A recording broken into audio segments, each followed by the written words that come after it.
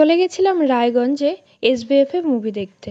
Movie দেখার আগে popcorn কিনে আমরা হলে ঢুকে পড়ি। মুভি টুভি দেখে বাইরে বেরিয়ে এসে হলের ওপরে নতুন ক্যাফে ওপেন হয়েছে, রুপটপ ক্যাফে, সেখানে আমরা চলে যাই।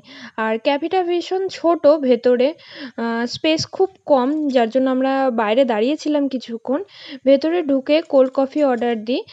আর ওপর থেকে পুরো রায়গঞ্জ শহরটাকে দেখা যাচ্ছিল। কোল্ড কফি খেয়ে টেয়ে আমরা সেখান থেকে বেরিয়ে আসি। মুভি কে কে দেখলে একটু জানিও, আর কিছু পার্ট দেওয়া থাকলো।